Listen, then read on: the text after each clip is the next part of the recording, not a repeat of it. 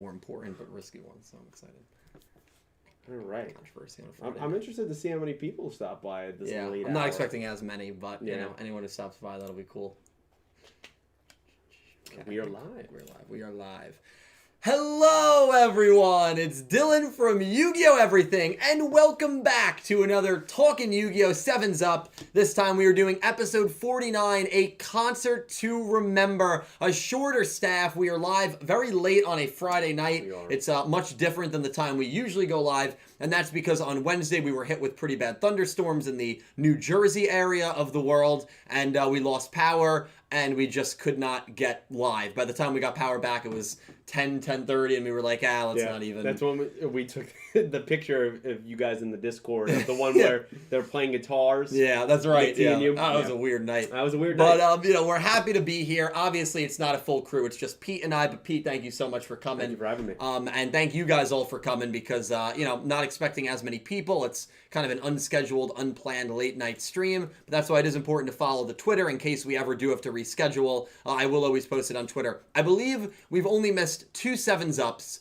One was because of a rainout, which was this past Wednesday, and although we're making it up, and the other one was because I was in the hospital. So usually we're pretty good with Wednesday nights, but obviously having a 100% success rate on Wednesday nights is very difficult to do. But we had to go live for this. I really, really wanted to do this because this is a big episode. Oh, yeah. This is Romin versus Roa. It's a duel I've wanted since I found out they were cousins, which was probably around like episode 5. We initially thought they were brother-sisters. We initially thought they were brother-sisters. So this is a massive, massive duel. There's already been a lot of hot takes on it, a lot of discussion. Oh, yeah. So I am very excited to break it down. Obviously, me and you picked Roa. We picked incorrectly. Yeah. I blame the summary. I think you do as well. But as Cammy's already calling me out.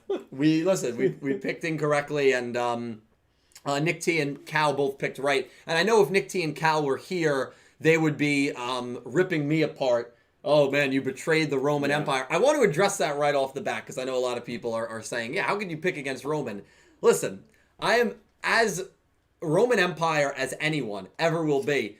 I am also a huge New York Jets fan. The New York Jets are not a good football team. If they played against the Super Bowl champion Tampa Bay Buccaneers, I would pick the Tampa Bay Buccaneers. Yeah. That doesn't make me any less of a Jets fan. No. I'm just picking using what I think is the better decision. So I was rooting for Roman in this duel. Yeah. Now, did I think it was a good duel? Did I think her character was done in a good way? I guess that's what we're going to talk about today. But yeah, how are you doing before we get to that discussion? I'm doing good. A little frazzled running all the way here from work. Yeah, appreciate it. It's pouring outside, so the roads are not really safe. But yeah, happy to be here. Happy to talk about this episode. Glad we got this in. Me too. Weird to do this on a Friday night, but I think it'll be very exciting. There's something comfortable about it. It is. Yeah, I kind of like it. Well, we usually chill Friday nights anyway, so it's familiar. On the agenda, we have, of course, general impressions on the episode. Romin and Roa, their dynamic. Mimi, at the start of this episode, there was something very interesting that happened at the start of this episode that also happened at the start of last week's episode. I'm going to discuss that. I want to get your opinions on it. Roa's friends. What did we think about Geta and Ushido and the role they played in this episode? Did we like that? Did we think it felt kind of underwhelming? We're going to talk about that. Then we're going to do a segment called Power Rankings. We are going to be ranking the top 5 duelists on skill level, not on character, on skill level in the Yu-Gi-Oh! 7's universe, approaching these final 2 duels of the season. So that'll be very exciting. Then we're going to get to some comments that you guys have, and we are going to go over the Ending 2 announcement. For those of you that don't know, Ending 2 was announced. It was confirmed. It will be changing after episode 52 when the opening is changing. We're going to listen to a little bit of the band that is performing Ending 2, so that will be very exciting. And of course, we have to make our picks on episode 50, Nail versus Gakuto, which is in less than 24 hours from this stream. I will be doing a watch-along. I know I've not done a watch-along the past 2 times. I will be doing a pre-show and a watch-along for Gakuto versus Nail. But Pete, how do you think we should start this off? Well, I think you should first kick it off by what you owe everyone. God bless Nick Yagi, the true savior of Yu-Gi-Oh! 7's.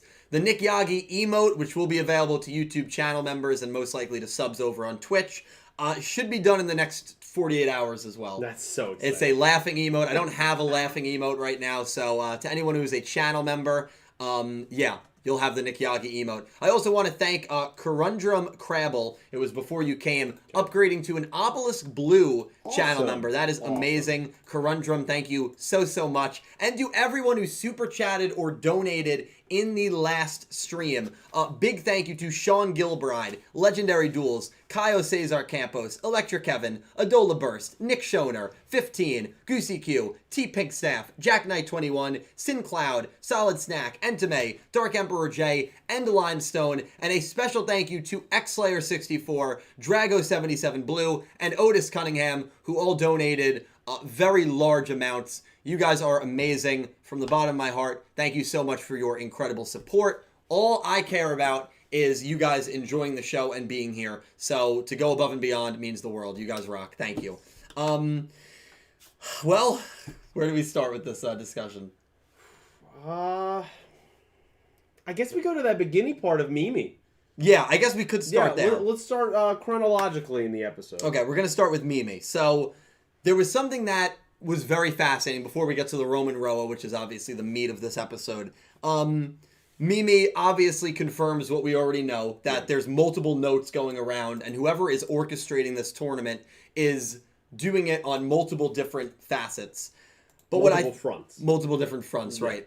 But what I found to be fascinating is how the intro scene ended last week and how it ended this week. The intro scene ended last week with a very ominous shot of Goha Corporation right after Nail, and it kind of froze on Goha Corporation for like 3 seconds before the opening kicked in. Mimi is using the restroom. I guess Mr. Goha's a bit of a gentleman. He's waiting out. He's not waiting outside the restroom. He's just waiting outside the stall. Yeah. So, I mean, listen, I've seen a lot of people say, "Oh, Mr. Goha's a gentleman." I'm like, well, he's a robot. He's a robot. He's also in the restroom. So I don't know if I'd say that, but he's outside, and that's how the shot of this episode ends, or not the shot of the intro of this episode ends, with Mr. Goha just kind of floating there for about 3 seconds. And Yu-Gi-Oh! Sevens has a very good way of kind of hinting at things subliminally, and I believe that that's exactly what they were doing with these last 2 episodes. And I believe that this further ties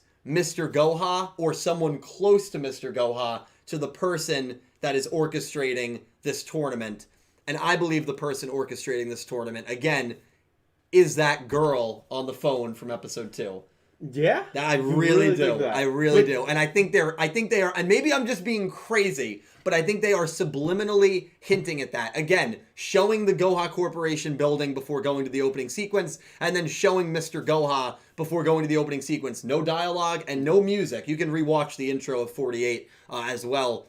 I just think there's a deeper message there. But you're saying in that case, if I'm understanding you correctly, is that girl on the phone is now in direct competition with Mr. Goha, right? Because it seems like the idea of whoever is doing this is to take down Goha. That's what it seems, but remember, that was Goha 66's motives. Yeah. And Goha 66, we now know, is not the group that is responsible for shutting down this tournament. But we do know that they probably created the idea of this tournament. So what is the reasoning for that? Well, you mean the person that wrote the note? Yeah. Yeah, I agree with that. I agree with that. I believe that Mr. Goha could know more than he's letting on. I really do. He probably does. And I think that when, he was with Mimi and he was trying to analyze who wrote the note, I just think that, especially the shot in this episode, I think they're trying to subliminally tell us this guy knows more than he's letting on. So you don't take... I agree with that, but you don't take it at face value when he was with Mimi a few episodes ago,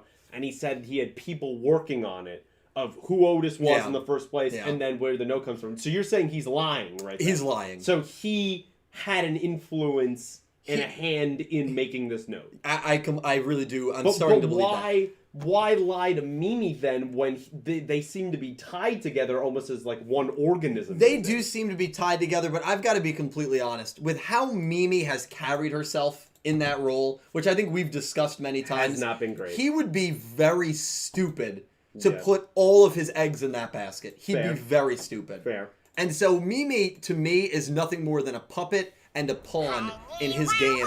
And I believe him not revealing his full plan to Mimi and not revealing his full plan in turn to the audience, I think that's going to lead to maybe even a greater twist when he steps up as the main villain that we've all kind of flirted with that idea. But that's just my thoughts on it. I mean, what did you make of it? I think there's definitely more than he's letting on, right, Mr. Goa? I think that's been clear.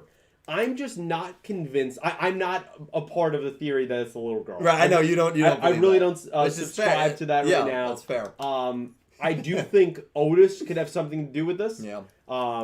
Clearly, I don't think you just come in, get arrested by Goha to then break out for no reason just to inspire Yuga. I feel there was an ulterior motive there of why he needed to be inside the Goha building. Mm-hmm. So I wouldn't be surprised in some way, especially that we already a couple episodes ago went back to the original idea of who put this note here that started this whole thing. Mm-hmm. I think that could tie back to Otis.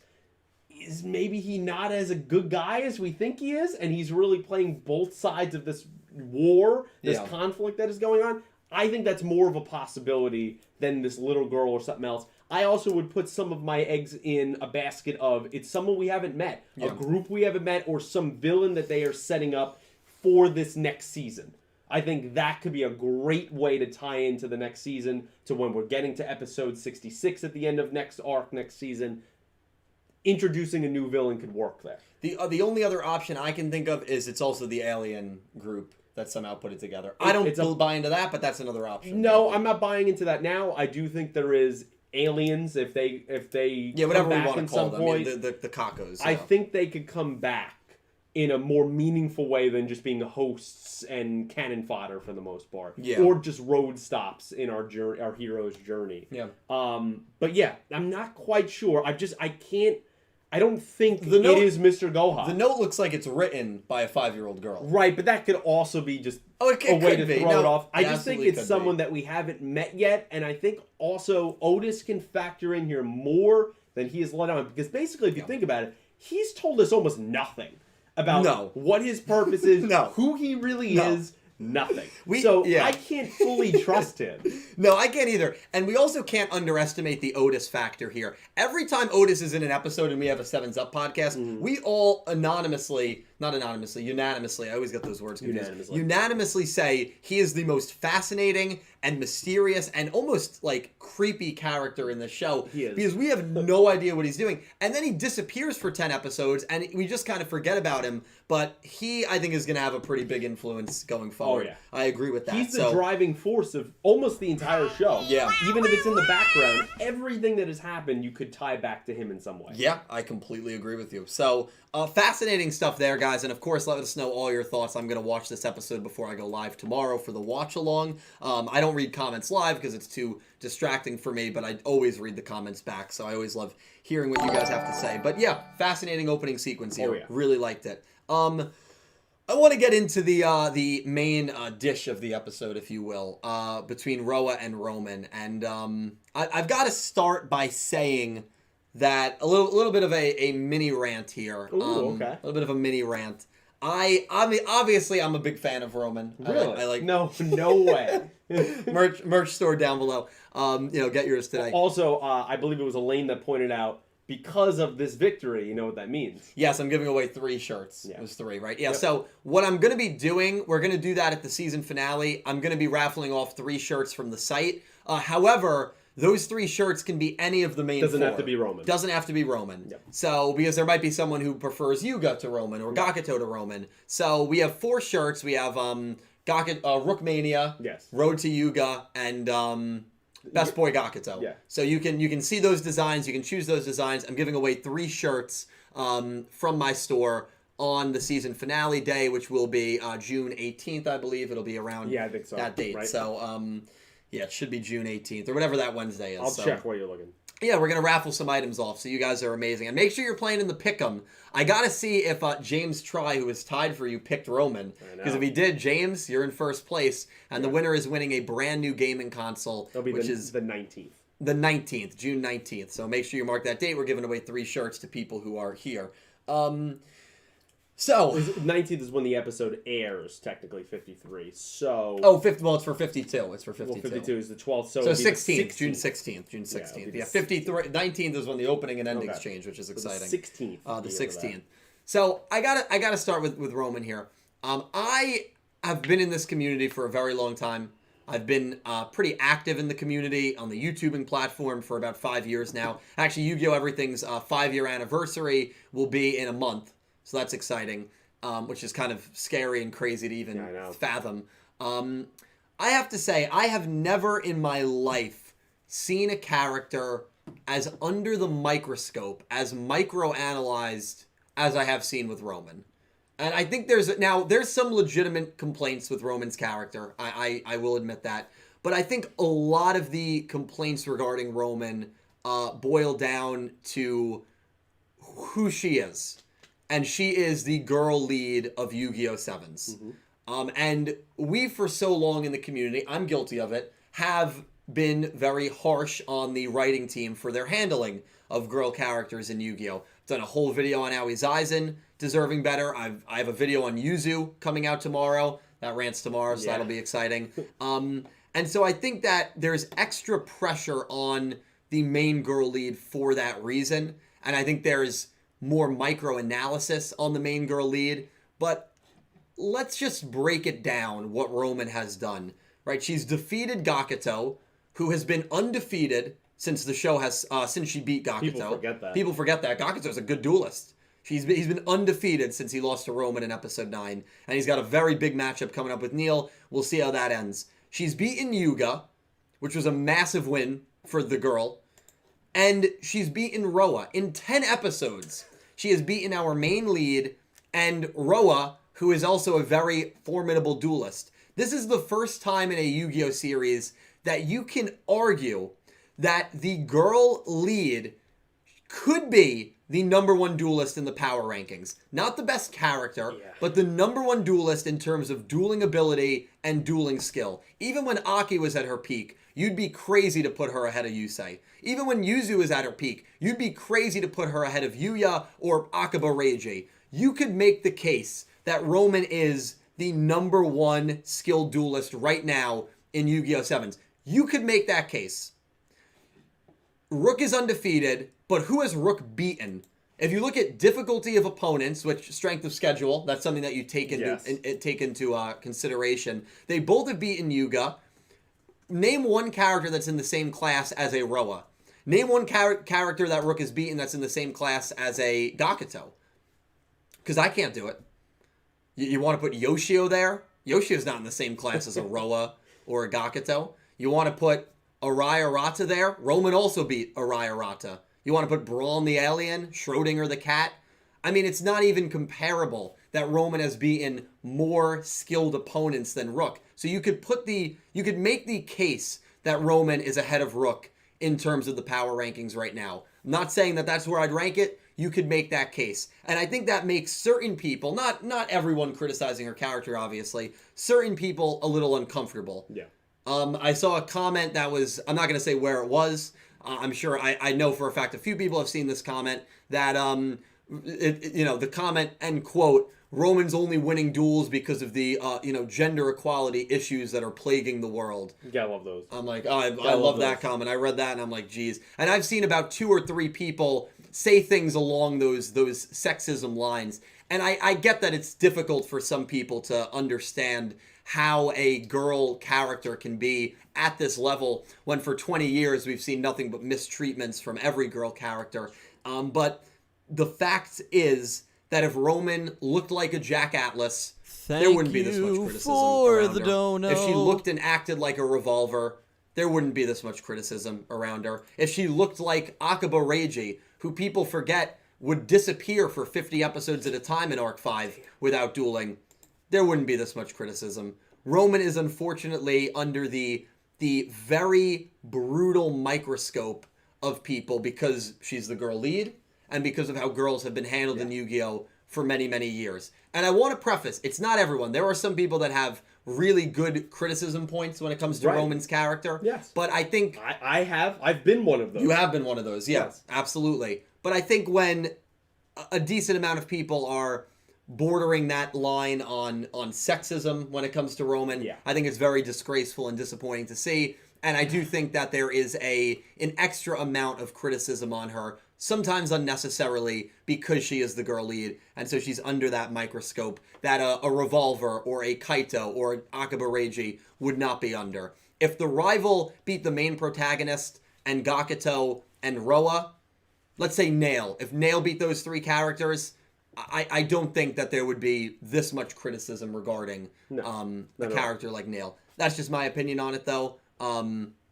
So, I mean, your thoughts on all that? I think it's first being introduced, really, in this kind of way. We've never seen anything like this in the Yu-Gi-Oh universe. But this is something that's existed forever, and I've been very used to in... Especially when you get into these niche, I should say, quote-unquote, because they're not really niche anymore, areas, like an anime, or like superhero things have become where they're now mainstream. But they were niche at one point. And people would go, oh, well, you know, like I dealt with this. I'm a huge Captain Marvel fan, right? And people were like, oh, well, all of that is just feminism, all this crap. You would see a lot of sexism comments. I'm like, I mean, if you've read a lot of Captain Marvel comics since the 1970s, I mean, she's always been super powerful, really badass. It has been the leader of several Avengers teams. Like, this is nothing new. But when it comes into the mainstream and it's introduced to the wider public, it's all of a sudden now it's this feminism agenda, it's this woke agenda. So it's not that surprising to see these comments. And also a lot of times you see these comments, you hear these things. It's done through what? Behind a keyboard, behind a screen. Right. Are these people really going to say this at a convention when the actors and actresses are there? No. Right? So people feel the need on the internet to always say things because they know they're protected in some way. The Twitter eggs, if you may say, right? No profile pic, you can say whatever you want, and that's what happens.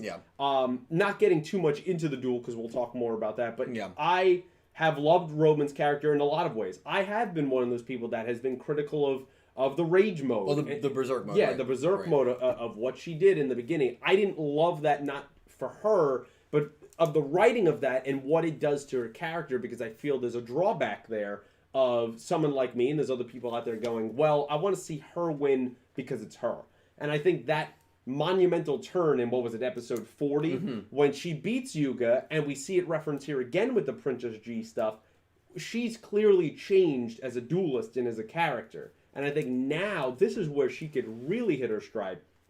Not to mention that before this, she's had some significant wins, as you detailed. So I think it's hard to ignore anymore if you're in that minority of people that don't love where it's going. And I think we have to strap in for a character in Yu-Gi-Oh!, in a female character, that we just never seen anything like this. Yeah. And I think sometimes that just rubs people the wrong way. Yeah, well, it takes people out of the norm that they've kind of been comfortable with. It's shaking the trees, right, is the saying of things that are normally there. And if we make this more the norm and we can make her a great character personality-wise as well as a duelist, then in another Yu-Gi-Oh! 8, let's say, or Yu-Gi-Oh! 9, if this is the norm of what's going on, it becomes not as much of a shell shock. Right. And so this is the turning point for that. Right. And it's actually fascinating because I will argue all day that dueling ability, Roman is near the top. And we're going to go over our power rankings a little later on. But it's funny what you said about her character. I think that there is still a lot of room to grow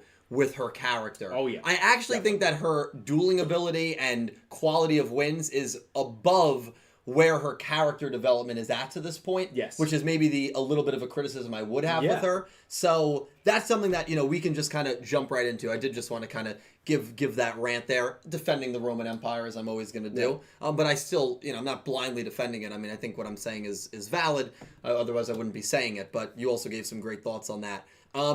What did you make of the duel? What did you make of the episode? Did you like this duel for Roman? Did you like this duel for Roa?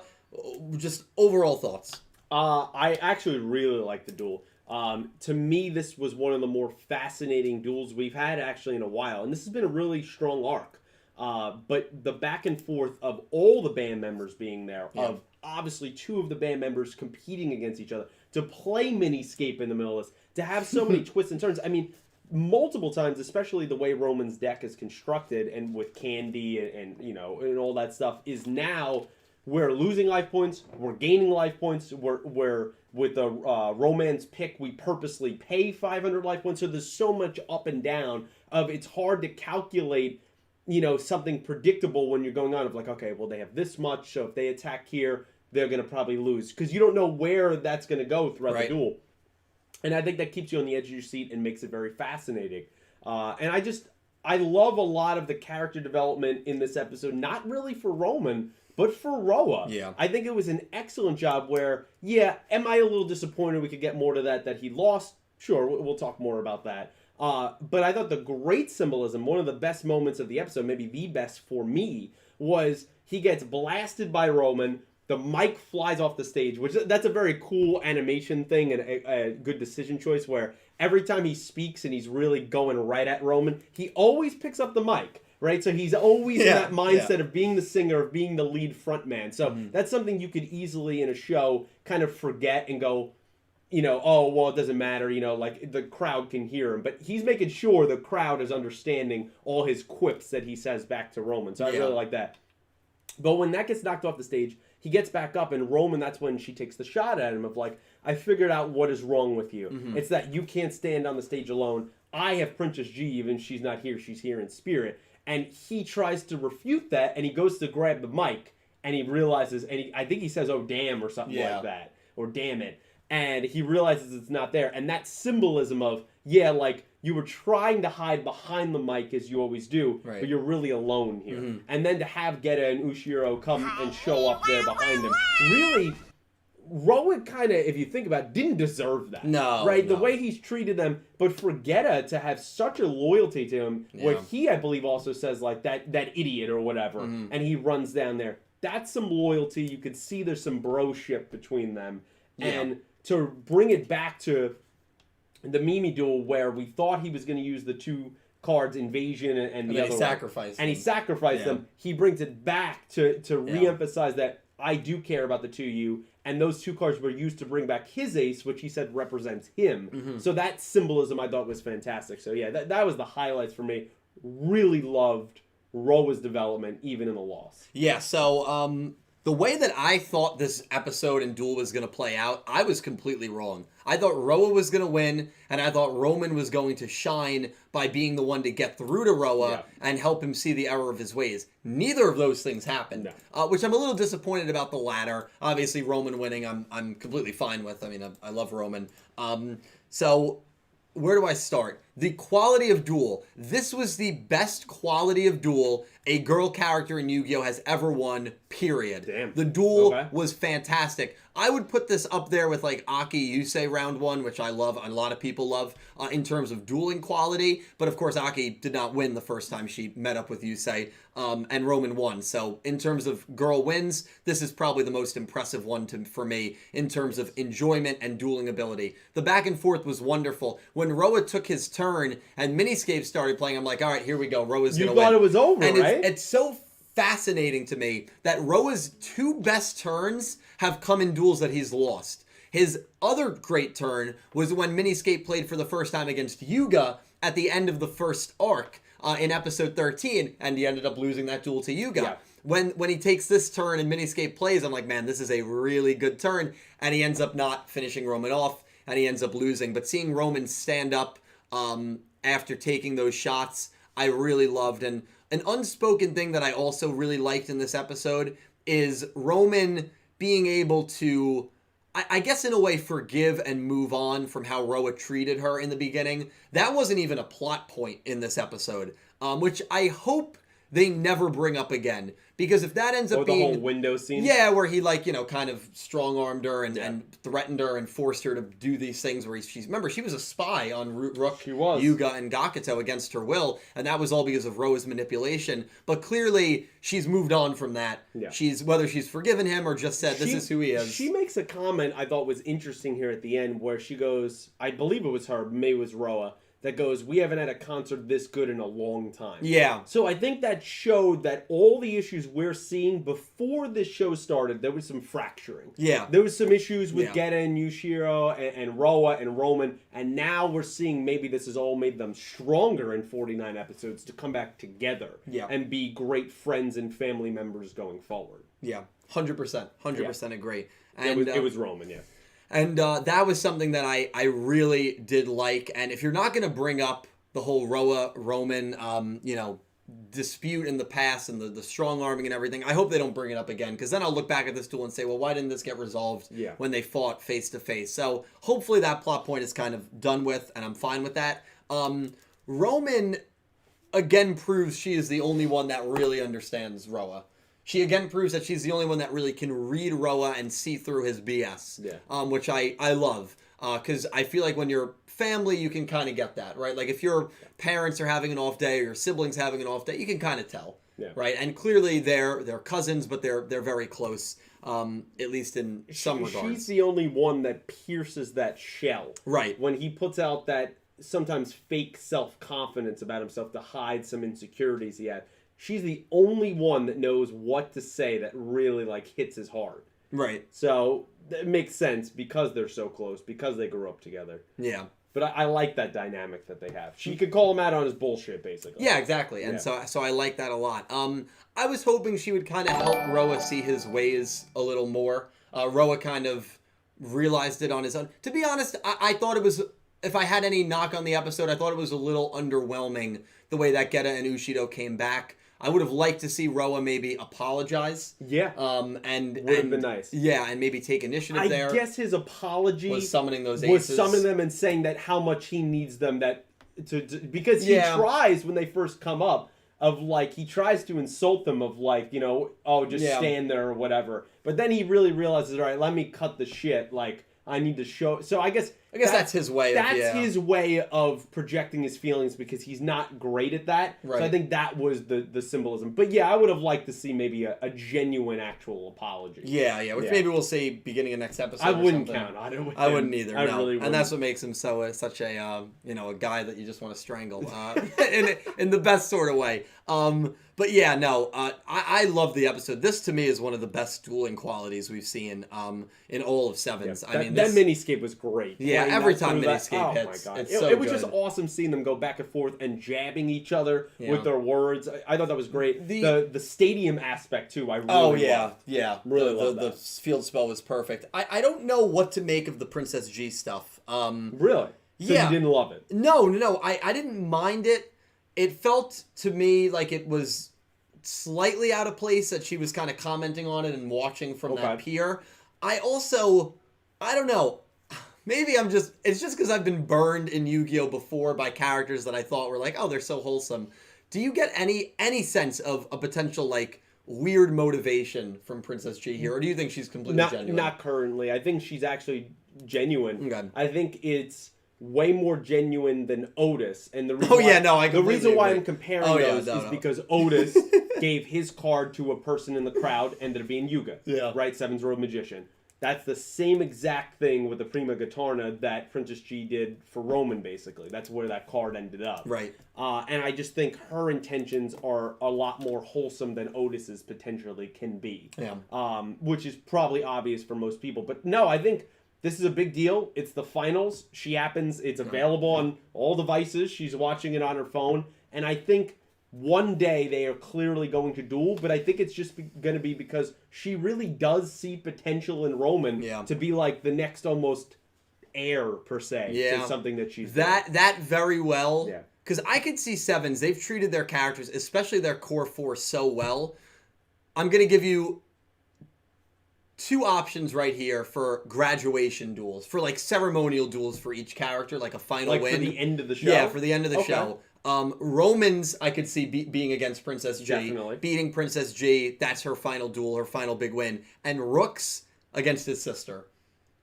That's what I could see as his big win and that's overcoming. A possibility. Those are two that I could see right now. And then Yuga and Gakuto, I don't really know. In my mind, though, I think it will always end up as Rook and Yuga. At the end of the day, it'll be the two of them who started this whole thing will be the ceremonial duel. But that's a long way off. But also, very long way off. And part of me feels like we're kind of getting a conclusion to that in 2 episodes. I think we're getting... That's going to be a hard duel. We're getting the beginning/middle part of that. Their story... I actually thought, if we could transition a little bit... Yeah, of course. I thought their conversation at the beginning felt very OG Yu-Gi-Oh! Yeah. And it's the first time in a long time, maybe like ever. Joey Yugi. Yeah, so far in Sevens that I felt like the old Yugioh, which is not a good or bad thing. I'm just saying that it just felt nice in some way. Of like, there was something about the stadium moment. I've not even watched Arc 5, but I've seen some shots there. It felt kind of Arc 5 with that entertainment duelist kind of style thing. Yeah. And that Rook was serious. There wasn't really any jokes. Right. It was them actually shaking hands. There was no bit. And it was really Yuga going, he didn't back down. He didn't say like, I don't really care. He was like, no, the creator here, because I thought he was going to do that. The creator here is going to continue his road, and then Rook was more, the dower. That's what he's going to go with. And I thought that moment actually was really it just felt nostalgic, and I really loved that moment. Yeah, really good moment, and it's good because I don't think this duel needs any more hype up, but it's good to just kind of remind the viewers that while Romin and Roa and Gakuto Nail are going to be fascinating, this is your main entree. You know, you're getting great mozzarella sticks and great fried calamari with these first two duels. Sure. But this is your chicken parm. This is your big dish. So I'm very, very excited for Yuga Rook, and I'm not looking too far ahead because I'm thrilled for Gakuto Nail, which is within the next 24 hours. Andal. What did you make of the Andal summon, where Roman summons Andal and the whole crowd it just was starts odd. chanting? It was odd I just loved because it. I know it set up something, but it wasn't like that monster was the one that finished it off. It was just a building block, much like Roman's pick is, to get something else out. It was weird because, like, Rook starts chanting it, and I was like, okay, that makes sense. He's a fool, But then, no, not even fool. It's more that he's on that team. Right. But then Yuga starts chanting it, and, like, I know he's not, like, even though he's against her, he's not shitting on Roman. That's one of his good friends. Yeah. But it was odd. It just felt very out of place. Well, for you know me. what it reminded me of, though? It really did feel like a concert or a live event, because we've been to some live events where the crowd starts going crazy for things that make no sense. Yeah, I wouldn't think it would have been that card. Well, yeah, but no, but remember, I'll never forget and this was a very special night if you're a WWE fan. It was the Monday Night Raw after WrestleMania. 2014, 2015, one of the craziest Raws. I was actually there. I went with Dredger and Calibro. And they were chanting for the pretzel guy. They were chanting for the hot dog when guy. They cashed in the money in the bank? That's when they cashed in. Yeah, Ziggler cashed in. So that was a crazy night. And that's just like, with live audiences, you never know what's going to resonate. So Taker Napper goes, Andal sounds apparently like encore in Japanese. So that's probably why they did it. So I guess that can make sense. I mean, it definitely did sound like an encore style of what they were going for. Actually, Yona, who did the translations for the episode, not Entame, in the translation notes said, I translated it as Endall because it sounds like encore. Everyone is trying to chant encore, encore, except it's Endall, Endall. That makes sense. It still was weird considering that it ties back to a monster. But I guess for the style of saying encore, it just felt random, you know? Yeah, it did. It was very weird. The other thing I want to touch on, and, big thank you to Yona and Entame Subs for translating. Yona reached out to me and said that she would like me to cover this, which is, I really want to. It's lines that were said, I believe, by Roa, or it might have been Roman. No, I think it was definitely all Roa. Lines that he said that actually match the exact lyrics from Miniscape before Miniscape played. So he wrote, he said during the episode, the things you can't give up, the things you must protect, survival instinct, highway lead, refine that soul of yours against my throne, and then, of course, don't be afraid, my dear princesses. I remember when he said that. He just said that even in the beginning. Yeah, of course. The trump card you wished for, let's witness it together with the continuation of your dream within the promised place that everyone envies. These lines from the episode are all lines from the song Miniscape by Roa Roman. If you listen closely in the background, you can even hear that they've basically synced the song to when they say their respective lyric lines. It's a really cool detail. So that is really awesome. That's deep. I like that. But again, that's attention to detail. Well, that to me shows, and I think that's what Sevens has absolutely excelled in. Something we didn't even talk about: Schrodinger and Arata now have a purpose. Yeah, somebody said that. Yeah. I mean, they literally are Neil's any boys. Character, and they don't forget any character. And they're researching who really sent the note. Yeah, they have like a decently important role, and how that's going. I like that little conversation that the three of them, Yuga and Roa and Neil, had at the beginning of the episode. That was a good line, though, that he said right in the beginning. He goes to Yuga, he goes, shall we go meet our princess? which is, I knew he was talking about Roman, but like just the way he says things, sometimes I want to smack him. Oh yeah. But he's still a very interesting guy. No, he is. I'm happy Roman beat him, but yeah, he is. Well, that pretty much covers, I mean, our thoughts on the episode. I'm really interested to see what some people had to say about it. Yes, I also want to thank all of you. Right, that's 132 people watching for a late night Sevens Friday stream. Now 136. I really want to thank you guys for that. That's awesome. That's usually kind of around like our peaks, even on Wednesday nights. That is pretty friggin' awesome. So the fact that you guys are here on Friday nights, we were expecting way less people. Yeah, I was expecting 90 peak. I was 80. 70. Yeah. So that's amazing. Thank you guys for coming out. Thank you guys for being here. It means the world to me. And I want to thank you guys for the support on the video on Sunday, ranking every duel the protagonists have lost. That was kind of a longer video, but what? Shadow, just because we don't got live speed. That's not true. But thank you for the support. That video in 5 days has 27,000 views. That is crazy. I know, it's done good. It's those timeless videos. It's those timeless videos, and that makes me think that when I do a video ranking every duel in Yu-Gi-Oh! Arc 5, which might be like a 90-minute video. It'd be fun. We'll see. The worst come to worst, you could make it a two-parter. It wouldn't be the end of the world. One-parter, bro. But you could tease it. Yeah, but with timestamps, it's so easy to do. Yeah. And most people know my top 10 anyway. But anyway, thank you for the support on the channel recently. You all rock. Thank you for turning out tonight. Let's read some comments, and then we're going to do power rankings, which will be really exciting. We got some over in the link, so let's jump over there first. Yes, link is in the description. 1, 2, 3, 4, I believe. Thank you, guys. X-Slayer, thank you for the $1 donation. Wasn't really interested in watching the episode subbed due to the whole Roa-Roman debate. Kind of left a sour taste in my mouth. But really interested on the Neil-Gakuto match, where we might hear some funking stuff going on. That's right, Gakuting. You saw that picture. We're going to talk about that. That was... I got some thoughts on that. Yeah. I don't know what that is. X-Slayer, you're the best, man. Thank you, my dude. T-Pink Staff, $5 super chat because you didn't catch that one. Can you imagine if Taya beat Yugi and Kaiba in the same arc? That you guys have to realize that's literally what happened. Yeah. And I know... But Taya wasn't a duelist. Yeah. It would be like... It would be like Aki beating Yusei and Jack. Yeah. That's what it would be like. Yeah. Or ZaiZen beating Playmaker and Revolver. That one more because I respect Aki, so yeah. ZaiZen beating Playmaker and Revolver. Imagine in the same arc. Within 10 episodes. Yeah. It would never happen. Yeah, it's a big deal. Come on. It is a big deal, yeah. Dark Emperor J, thank you for the $1 donation. Whatever happened to Roman's Berserk mode? Also, maybe the next duel will be a draw. We're going to talk definitely about the next duel. Roman's Berserk mode, she kind of... She left it in the past. She outgrew it. She outgrew it. Which I love. I was never a fan of that, so I'm very happy that that's probably gone. Yeah, listen, I really like that a lot because I was someone who kind of can relate to that. I know a lot of people said, oh, she kind of dropped it very quickly, but I don't know. I think she just kind of had a revelation during that third arc where she was not very good. And the Sushiko loss. I really think that shook her up a little bit. I think so. Like, wow, I just lost to this character. And then she did nothing the rest of the arc. And I think she kind of grew. I would have liked to see some of that growth, but I think she kind of grew off screen a little bit. And, you know, when I was younger, I did some things. I had some thoughts that I was never really proud of. I would get very, very jealous of people very quickly. I'd get very angry and bitter quickly, believe it or not. And I've felt like I've outgrown those negative traits,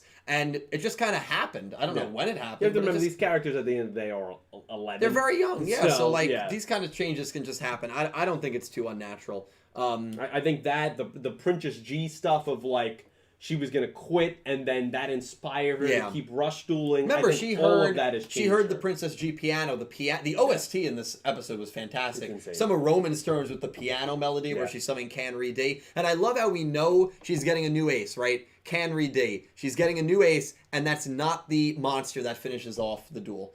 How many Gallop duels, we know a character is getting a new ace, that monster is going to win it for them. Yeah. With Roman... When she used not Prima Guitarna, Folda Blitz against Sushiko, she lost. Yep. Now she uses Kanri D early, doesn't win the duel. I loved it. It was great. Cammy also wrote real quick. Yeah. Do you know if Nick T and Cal wrote to you about this episode? They did not. My prediction is they probably have not watched it yet. Yeah. They knew they were not going to be able to make it tonight. Nick T was at a wake tonight. Cal was at a wedding. Yeah. wedding and a wake. So, you know, I... Total opposites. Total opposites, and both very busy. So I don't think they've seen the episode yet. Solid Snack, thank you for the $1 donation. Yu-Gi-Oh! Sevens continues to give us what we want, and I love it. I absolutely can't wait for Gakuto with the drip next episode. Yeah. Might finally get me to like him. I like Gakuto. I hope that he keeps that look. Neil needs to destroy him, though. So hyped for that new opening/ending. # Romin Empire. Let's go, baby. Solid Snack. Thank you for the donation, my man. That should be there. Also, yes. 15 membership. 15. We love you. Thank you so much for the membership, my friend. Thank you, dude. And fitting 7 months for Yu-Gi-Oh! Sevens. For Yu-Gi-Oh! Sevens. Yes. Love it. I love it. 15. Thank you, my dude. We're going to jump over to some YouTube donos over here. We're going to kick off with Legendary Duels. JC, what's up? Donated $5. Said, sup, guys? The duel was fantastic. Wasn't too happy with how they made... I assume he meant Roa's friends forgive him without Roa having to put in the effort or apologize. Yeah, we touched on that a little bit. That it was just kind of Getta's doing, really, to kind of go in there and go, wow, this idiot, he's the one. But you know who got the ball rolling on that? Rook. Well, yeah, he did. When Rook, after the Kaizo duel, said, hey, Roa really does value you guys as friends. And that's when they kind of realized it. But it felt... Maybe he meant that, yeah. It felt a little weak. It did feel a little weak. I didn't love it. That was the one aspect of the duel that I personally was not a huge fan of. Yeah, and I felt like it was a little unearned. It's just... I know Roa's hard-headed, but I don't think they show enough of him besides when he converses with Romin of being a little vulnerable and a little bit decent. And so for Getta to just almost be stubborn and drag Yushiro there, and to have Rook have some involvement a few episodes ago. Thank you for the dono. As soon as they get there, you have Roa insulting them and him being like, yeah, we are stupid. We are here. You know, we're not going to watch you lose. I was like, that I felt like this should have been a little bit more. Yeah. I will say, underrated moment of this episode that I loved was the two of them being absolutely terrifying towards the new alien. Yes. What's the new alien's name? Flush, right? Flush or something like that. Or it should be Flash. Flash. Because it's the light bulb. Yeah. Flash. That was a great scene, especially that Yushiro comes up behind her, and I thought that was really, really. That good. was hilarious, and so was when Mimi was getting so excited about the concert. She's like, around. Roa and Romin are finally playing, and the two background band members I don't who I can't remember their names. And I'm like, God damn. I love it. I love how Getta is grouped into that joke, because remember that joke was Umaino Ushino. Getta is just people forget Getta's name just as much. Hilarious. Those were two of the funniest moments of the episode. Yeah. Comedy was good, and it's interesting because I'm starting to realize that for me, in a lot of these episodes, I love the comedy when the comedy is not the main focal point of the episode. Right? The comedy was not the main focal point of this episode, Roa Romin. For the most part, it was a pretty serious duel. It actually was. Just like Tiger Asana was. Yeah. And Tiger Asana, what was the big comedic moment? For me, one of the funniest moments in Yu-Gi-Oh! Sevens, when Rook is like, isn't that great, Haruchi? And that was good. So funny. That was and good. So, I think they're... Well, we're going to talk a little bit about that with what's ending 2 has to bring. We're going to talk a little bit more about a potential tonal shift. I also still give a shout out to just the studio bridge in general of how well they give the monsters emotions. Like, there's a moment where I think maybe it was Candy or someone gets wiped out on Roman's field right when Roa's making the comeback and Miniscape kind of hits. Yeah. And gets absolutely obliterated. And when the sound is being screamed, maybe it was by Invasion or so, that the covering of the ears as the monster gets destroyed, as if that monster is being affected about how loud the screaming is. I love those moments. Yeah, no, me too. Honestly, those moments are really, really well done. Because it makes the duel feel like it's alive, which I really, really do enjoy. Next donation? Yes. Just copying a couple more. Nicholas Horton donated £5. Nicholas, and thank said, you, dude. # Roman Empire, and the mystery of who is the mastermind behind this tournament. It's a great question. Now, Nicholas, I hope you were here for the intro, and thank you for the donation, my man, because we discussed that quite a bit. Yes. I think that's going to be revealed during the Yuga Rook duel. I think at the end of the Yuga Rook duel, leading us into the second season, I think that's going to be revealed. And I think it would be pretty fast. Again, my money, and I'm not fully convinced of this, is on that girl in episode 2. That's crazy, dude. I really believe that, man. You were drinking the Kool-Aid, man. Oh man, we'll see, dude. We'll see. But thank you so much for that donation. Yeah, Nicholas, thank you. Always, the man literally never misses an episode. No, you're incredible, Nicholas. We're gonna do a couple more. Then we got our power rankings coming up, so that's exciting. And then we have episode 51. Was it 51 summary and 50 predictions. News on ending 2. A couple people will talk about. And some interesting news on Sushi Co. Which might catch you off guard. So yes, that's going to definitely catch me off guard. Yeah. First, you got a donation there on the link you just got. So yes, Entame. Oh my God, Entame is she is too awesome. Sweet. Yeah, she is. Entame, and actually, when I was going on my discussion earlier, and I said some people do have, I think, valid criticism. Yes. Entame is one of them. Yes. I think Entame's points are not at all clouded in what we were discussing. No, and we also did say. As much as we love the duel from Romin, it'd be nice to not see some of that character progression off screen. Right. Well, I had said right after that rant, I think that her dueling ability is surpassed her character development. Which is becoming a little bit of an issue. Yeah, a little bit. But I still love Romin, obviously. Entame, we love you. Thank you so much. Listen, we both picked Roa. We were on the Roa train with you. We were on the Roa train. Thank you for the $20 donation. We are so excited to have you back on in 2.5 weeks. That's confirmed, right? That is confirmed. Yes. Korean barbecue. I'm taking care of it. We're gonna have 4 locos. I don't know about that last part, Entame. I don't know about that last part. Love y'all. Have $20. You're too kind. I got some 4 locos in your honor. Let's go, bro. Damn it. Let's go. Hashtag Roa Empire, though. No, honestly, I need a Roa shirt. I love Roa. So I got to get some Roa merch. Don't give Nick T any 4 locos. Nick T gone 15 minutes in. Yeah, Nick T will actually drink 4 locos. Yeah. He actually, funny story, on a side note, we used to take a yearly trip up into the Catskill Mountains, a whole bunch of us. And Nick T had 4 locos when they were the thing at the time. Got very drunk because I prodded him into questioning his manhood, I guess I should say. He stupidly kept drinking and spent the whole night in the bathroom. So that's Nick T and I's experience with 4 locos. So that's basically Roa and Geta if they went to a cabin. Yeah. Roa just pressuring Geta into I was Roa in that moment. Yeah.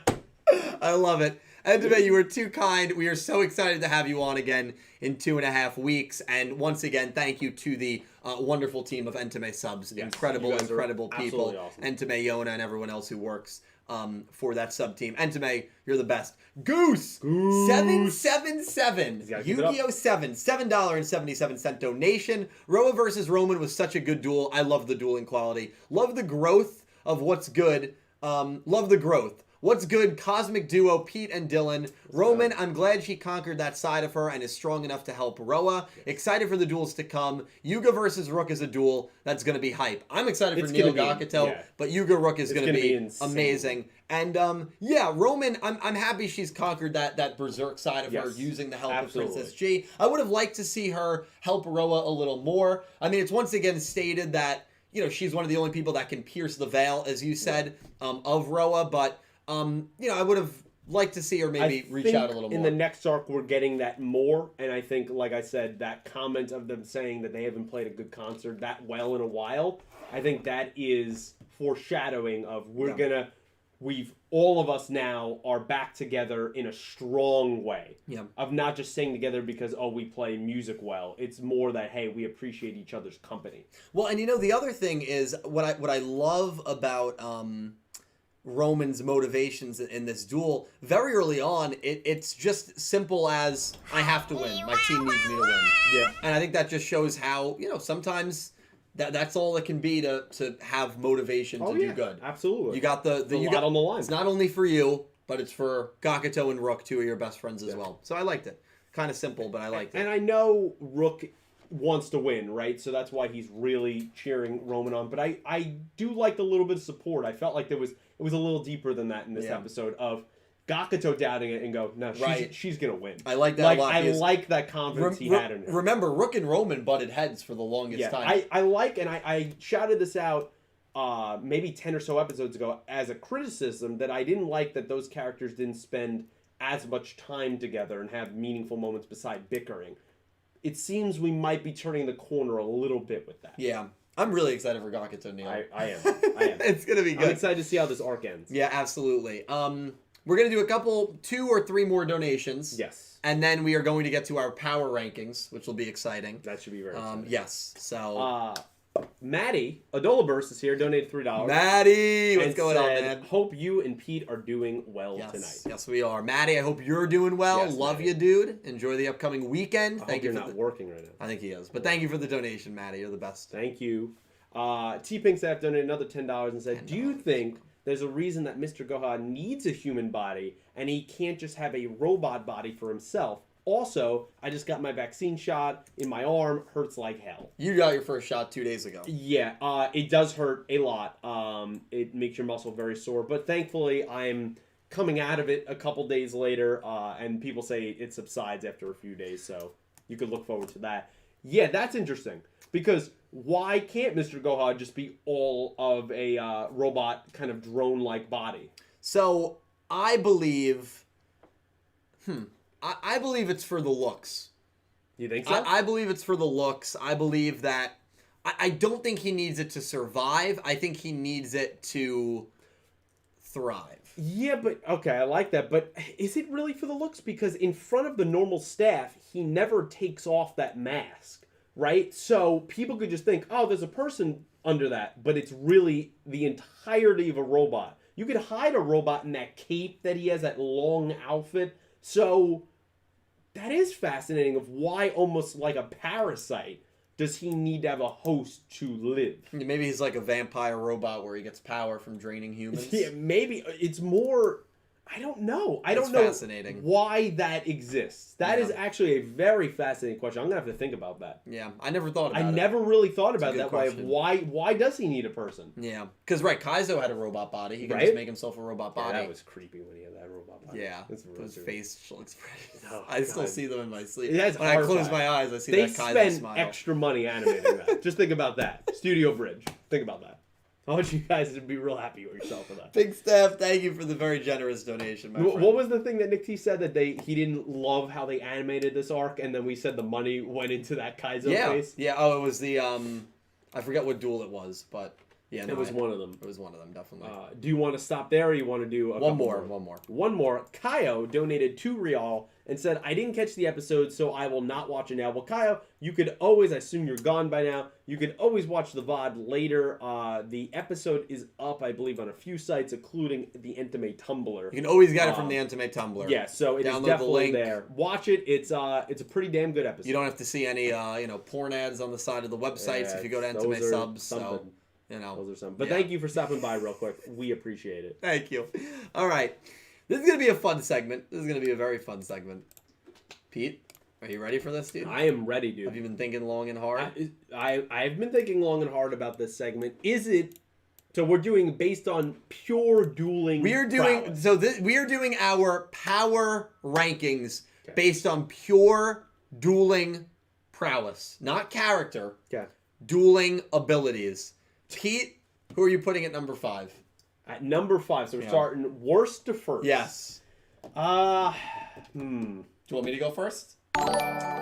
Yeah, go first. Okay. I gotta think about that a little bit. So I'm gonna do my first 5. So I'm putting Gakuto at number 5. Okay. I think that Gakuto has creeped into the top 5 for me because people have kind of been, and hopefully you guys do your own power rankings down below. Remember, we're not doing best characters. We're doing power rankings based on dueling ability. Gakuto's in the top 5 for me. He has to be. He has quietly become one of the most consistent and best duelists in this show. Yes. Since losing to Romin, which I think was episode 11, he has not... We're in episode 50. He has not lost a duel. He had a big win against Galliant. He had a nice focus win against Otis. He had a nice win against Ronze. And he's got, again, a very big challenge against Nail. Very big challenge. Yeah. Based on how I believe the duel is going to play out, I think it's actually going to be good for Gakuto. If he gets a draw off of Nail or beats Nail, that's a huge deal. So Gakuto is in the top 5 for me. Do you want me to get 4 or do you want to go 5? No, I'll go 5. Okay. I'll also go with Gakuto. Okay. I think, as you pointed out, he's riding a hot streak. He deserves a little bit of respect despite whatever his outfit is next episode. And I got to give him props at the moment. For someone who has had the volume of duels he's prevailed quite fantastically. So he's got to be coming in at number 5. Okay, I like it. Number 4 is going to start some flames. Ooh, okay. I'm ready. Can't wait. It might... Number 4 is Rook. Wow. That's disrespectful. Wow. Okay. I'm sorry. I'm gonna completely disagree. Number 4 is Rook for me. Listen, to me, what's very important is strength of schedule, if you will. Okay. Rook had a nice win against Yugioh. It was in the very beginning of the show. To me, and I know this is unpopular, Rook just has not beaten enough legitimate characters for me. Fair criticism. He's always dueling against cupcakes. He's dueling against Schrodinger, Araya, Yugioh, Braun the alien. Dove Rap. Dove Rap, yeah, right, Dove Rap. And actually, the pigeon probably had him beat. If the pigeon had him beat, if Kayama didn't interfere. We're not going to talk about it. But that was true. So you know what? Even the pigeon. So listen, I like Rook a lot, and I will say this: if he beats Yugioh, I'll say this right now: if he beats Yugioh in the rematch in 51-52, he's probably number 1 for me. 2 decisive wins against our main protagonist. I'll probably put him number 1. But I don't even know how impressive the win against Yugioh is when 3 other characters in the show have also beaten Yugioh. For me, there's too many one-off wins. There's too many cupcake wins. I want to see Rook have another big win. He hasn't dueled a Roa or an Asana or a Nail or a Romin or a Gakuto. I mean, he hasn't dueled any of these characters. So he beat Omaino Ushido in the tournament. Romin and Gakuto had to verse each other. Yugioh and Roa had to verse each other. And then Rook takes down Ushido, who's the weakest of all 6 of those characters by a mile. So for me, Rook's number 4 for me. Damn. I completely disagree, but we'll get to that. Number 4 for me is going to be Neil. Or Nail, if you want to say. Either one I respect his dueling prowess immensely. I know he is 1-1, and we'll talk about what's coming in this upcoming duel. But he's gone against Yugioh twice. I thought he's obviously obliterated him, and then they had a fantastic duel to end the season last time. Then, even though you can't count it because it was off screen, we only saw the tail end of it. You know he was wrecking shop throughout this tournament as well. I just respect who he is and the strength that he has. So he's got to come in at 4 for me. I like that. For me, Neil is 3rd. Thought long and hard about this. I had Neil at number 2 for quite a bit of time. Okay. But I kind of put him down to 3 because he's only, he's 1-1. He hasn't really dueled that much. And I believe he's going to draw against Gakuto or lose to Gakuto. I don't foresee Neil winning, to be completely honest. But we're going to get into that in a little bit. So I don't think that Nail deserves right now one of the, I don't know. It's so close to me to put him at number 2 because he is such a good duelist. And the character that I'm going to put at number 2, I have them ranked pretty high, probably higher than the average person. 2 and 3 are so tight. You going to go into your 2? You want me to give my 3? I'll go into 2. I'll go into 2. I'm putting Romin number 2. Listen, I'm high on Romin. I'm biased on Romin. I love Romin. But I think you got to give this girl some credit here. She's not only defeated Yugioh, but now she's defeated Roa, which was a crazy impressive win. She's beaten Araya. Yeah. She's beaten Otis. And she's beaten Gakuto. She has literally 5 wins. And I think all of her dueling opponents, maybe except Arata and Otis, because the Otis one wasn't a focus, are legitimate opponents. Actually, when she duels against, cupcake opponents, she loses, which is kind of ridiculous. Yeah. So the reason she lost to Sushiko makes me want to put her a little bit lower than Nail, personally. But I just think that right now we've seen so much from her, and I really, really like having her up here in number 2. I like having her a little ahead of Neil. She jumps into my number 3. Okay. I can't deny her respect of the wins she's had, huge wins. But I also can't overlook things, even though it was a turning point of things like Sushiko. I also, as I've stated many times on this channel, didn't like a lot of those berserk, right? You don't even count those kind of things. Right. They didn't really do it for me. However, now that she's made that turn, even in this arc of Yugioh and Roa, I got to put her in the 3 spot. I got to show her some respect. However, I'm not willing to put her in the top category of those top 2 just yet. That's fair. So who are you putting number 2?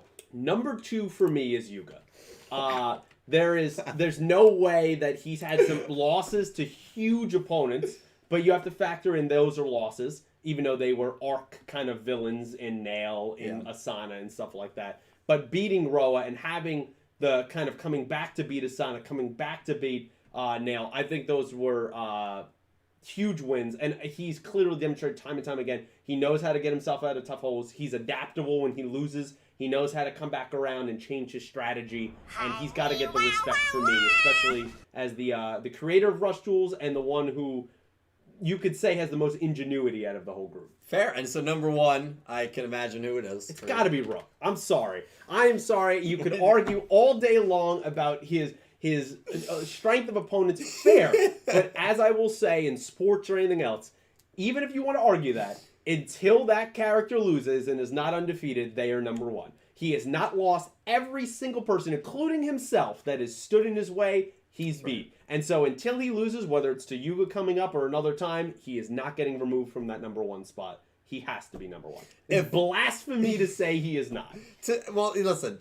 First of all, I don't think it's blasphemy at all. Besides, the man is undefeated. He's beaten the protagonist. Okay, so besides that Yuga win, which I'll give you that. Yeah. But you know it and I know it. Yes, it hasn't been a fantastic strength of schedule, but he's knocked down everyone. And I give him credit for that. He's in my top 5. But at the same time, this is crazy. It's not. Listen, what was another genuinely? No, I can't say that there has been a What was another win where you were like, wow? Okay, but that also, you have to factor in, that's the writing of that always the Asanas, the Nails have to go against Yuga. I am very confident that if he went against those characters, he had a great chance of pulling out a win. Really? Yeah. I don't think so. Really? I don't think so. Wow. It's crazy. Yeah, give your number one, you fraud. Give your number one. All right, number one, listen, I got to do it. I'm putting Nick Yagi. Shut the hell up. I'm putting Yuga. I think you could genuinely, and this is crazy, I think you could genuinely make the argument that Romin is top, but to me, or Nail even, but to me, Yuga just has too many big wins. I'm someone who I think favors big wins over record, and I think that's the difference between our power rankings. That's fair. Yuga's got massive wins against he's my Asana. number 2. Yeah, no, absolutely. Against Asana, against Nail, against Roa. And a lot of people forget this, but Yuga also beat Tiger, who's a pretty decent opponent. He has defeated Otis every time he's versed him. And really, I look at Yuga's losses. To me, he's had maybe 2 legitimate losses. He got blindsided by maximums against Nail and Asana. When the playing field was equal, Yuga won. So I look into that a little bit as well. I think he got out-dueled by Romin. I think he got a little unlucky, but he got out-dueled by Romin. And I think he got out-dueled by Rook in that second episode. But Yuga's also beaten Romin, so they kind of wash. I don't look too deep into that. It'd be different if Romin was 1-0. Actually, if Romin never lost to Yuga, I might be putting Romin number 1. But Yuga's top spot for me. And I knew I would, turn some heads putting Rook as low as I did. But again, I think I just value win quality a little more than overall record. And again, we're not talking about the characters themselves. No, not at all. My top 5 character ranking, way different than this. Way different. Way different than Way this. different. So that's an important note. These are not top 5 characters. It's top 5. This is just a small part of a character in Yu-Gi-Oh! A decent part, but a small part. So those are our power rankings. What are some people saying? It is very mixed in the chat. Some people said it was insane that I put Rook number 1. Really? Some people didn't like your Roman pick as well. So it's been some back and forth. I will say I saw a couple people write that, yes, Rook technically lost to Tiger in the past, but we didn't see that. I'm counting. And that wasn't a rush duel. Yeah, I'm counting things that we've seen that clearly was some kind of master duel, you would imagine. So I'm counting things that we have seen inside of rush duels. Right. No, I can't defend his fantastic quality of opponents. Yes, it's not the same as a Romin or a Yuga, but until you lose, you will stay in that spot. I gotta tell you, that's why I wanted to do this, because I knew you would probably have Rook way higher than me. It's a fascinating debate. It's a very fascinating because it really is, what do you value more? Quality of opponents or consistency? Yeah. Now, I will say that in a couple weeks, if Rook loses to Yuga, even if it's a great duel, he's gonna fall down that chart. It's just gonna be natural. But for now, he's got to be 1 for me. Yeah. And you know what else is fascinating that I'm actually very surprised on? We have the same top 5. Just mixed around. Same 5 characters. I'm surprised. Asana is right on the outskirts for me. She's my 6. She's probably my 6 as well. I think Roa is 7, Tiger 8, Now maybe? Tiger 7 for me. Yeah. I respect her at the moment more than I can with Roa. I mean, Roa's the same thing of like, who is he beating? Geta and Mimi? Yeah. I'm going to respect that. You know what character that probably makes my top 10? Who? Sushiko might make my top 10. Even though she's 1-0. I would she had put an impressive Galliant in win. my top 10. Galliant? Really? Who? Galliant. Yeah. It's interesting. It would be interesting to keep It's not like we have expanding. 1,000 choices No, we don't. at the moment. No, we but don't. yeah. We don't. But anyway, guys, power ranking segment. We're gonna do that maybe every few weeks. I think it works better when there's less people here. So maybe like in these tours. But I'm very excited to see what how people feel about it. I'm gonna be reading back. It's very mixed. I'll tell you that much. Oh, I knew it would be. Very, very I knew it would be. mixed. That's why I was very excited to do that segment. Very excited to do it. We got some news though. Ending Drop it 2, episode 50. We got to make our picks, and of course the 51 summary. Before we do that, let's read a couple more donations. You want to jump to a couple more? Yeah, we'll do 3 or 4 more, and then we'll get into 50 and 51. All right. Let's pick off 3 for now. Electric Kevin donated $5 Australian dollars. Thank you, Kevin. Great duel, but this removes any second thoughts of Roa being the quote main rival, and I don't see Roa repeating what happened with the Chaz versus Alexis duels. Yeah, I don't know. This show has just been so unique. I don't know if it even has a rival. At the moment, Feels it like doesn't Rook, really feel it, But Rook's right? also the best friend character. And also, you could argue that is Roa more at the moment after this duel the rival to Roman? I mean, Right. like, it doesn't really feel like he has that connection to Yuga anymore. Not They're just anymore. friends. Yeah, I completely agree. Yeah, so I'm not sure at the moment this show has a rival. Yeah, I would say the show Which probably in doesn't have a some rival. ways is good, in some ways is disappointing. But Yeah, or you could say it has multiple rivals, but I don't know. For Yuga, I don't know if it has that, ragey revolver-like Yeah, character. not at the moment. No.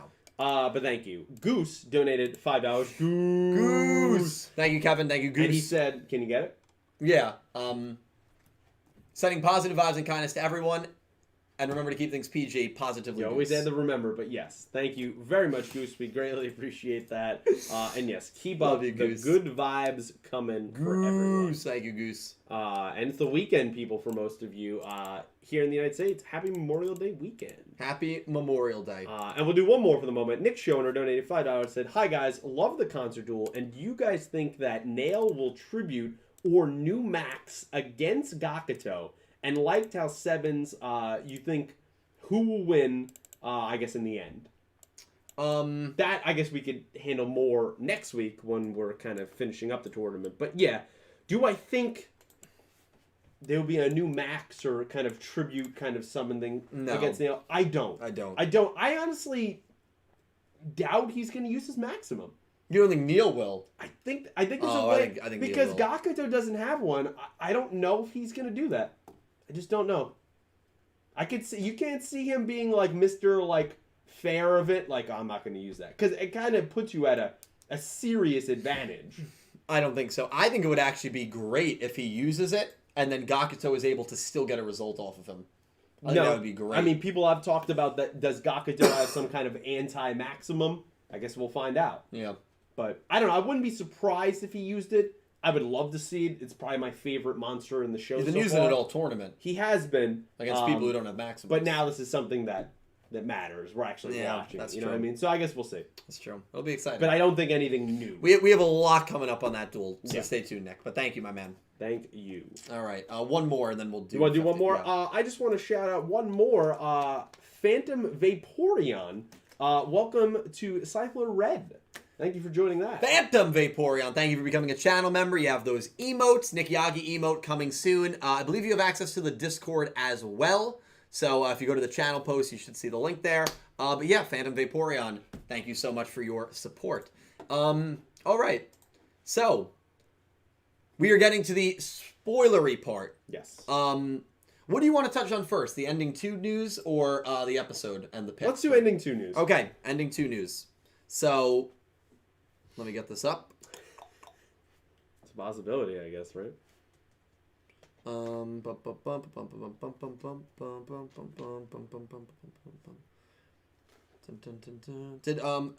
Did YGO Organization do an article on the ending changing?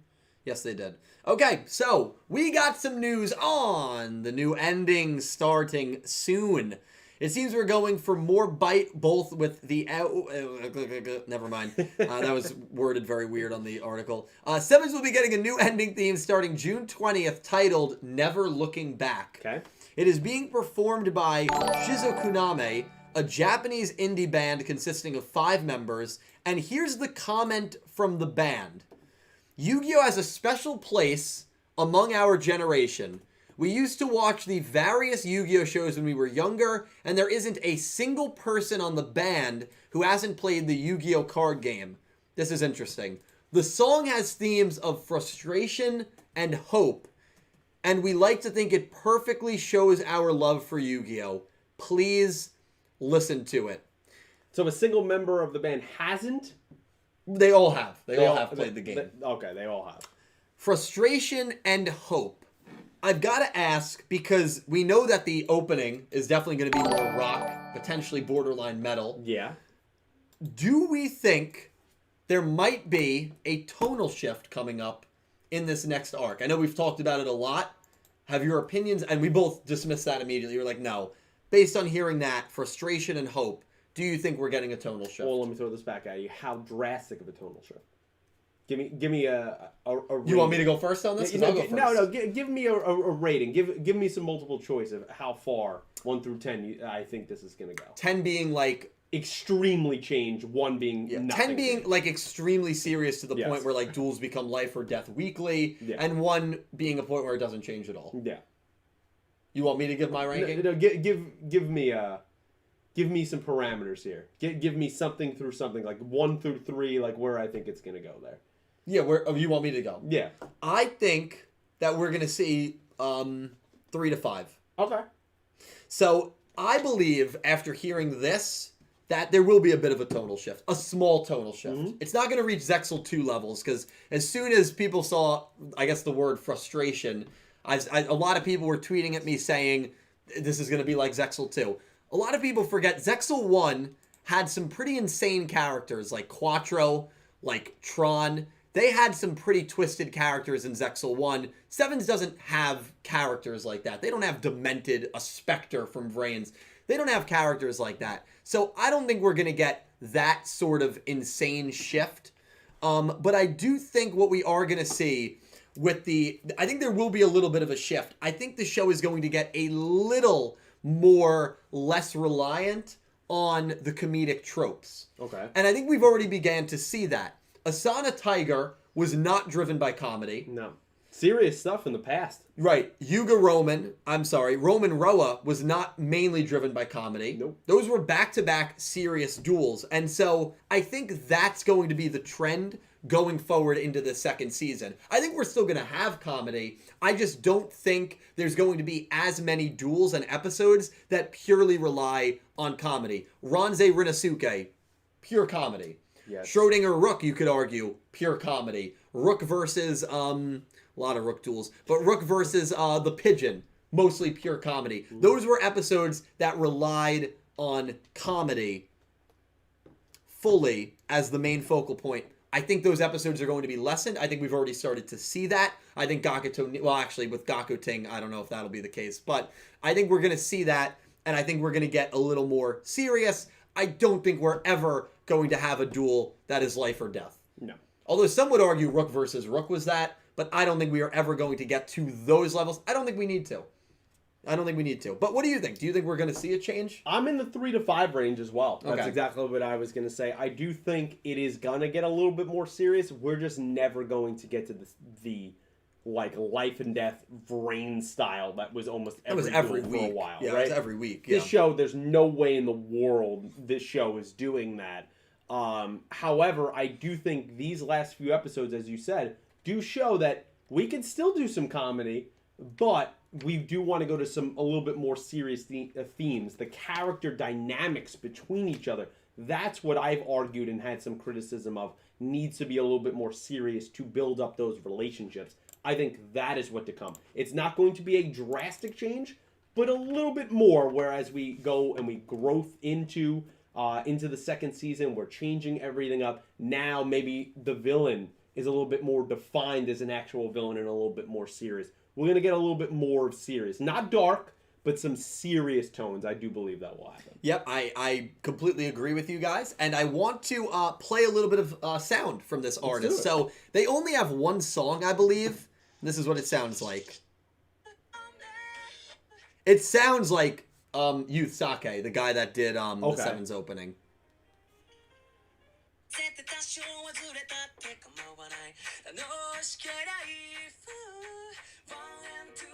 I do love the vibe. It's like, it's funky, it's good. And this is, again, not the ending song. It's the same band. I like, though, when the endings and the openings of animes are totally different. Right, and we're going to get that, because we're going to get rock, and then we're going to get a more chillaxed ending. Yeah. So I like it. I mean, I love the way the song sounds. It feels like you're in like a coffee bar. That's exactly like a weird Starbucks. Something where Nick T would play. Inkwell. This is like an Inkwell Nick song. T's playing before this guy. Nick T's opening. Yeah. So Shiose said play that funky song in their Spotify. Do you have that? I don't. Is that a different song? It has Shiose? trumpets, is what she said. I don't have Spotify. Is it on YouTube? It's not this song. Let me fast forward if there's trumpets. This is the only song I could find by them. Do you have Spotify? I do. If you want to give me, like, the name of that song. Yeah, what's the name? What's the band's name? The band's name is... That's all kanji. Hold on. Shizu Konome. Okay. I do need a... No, not that song. So we're gonna try to find the trumpet song. We're gonna find that. That was the only song I could find. Yeah. While you look for that, do you want me to jump to a couple more donos? Yes. Drago77 Blue donated $5 and said, "Sorry for being late. No worries. Okay. Is it now safe to say that Romin is the greatest Yugioh girl ever? This arc, no, this entire first season has been great for her. I think Dylan is pretty clear on his feelings of that. I'm clear on my feelings. Granted, I don't know if there's a crazy amount of competition. Type in that. Can you do that? I will type that in as you comment. Do your best with that. I will try.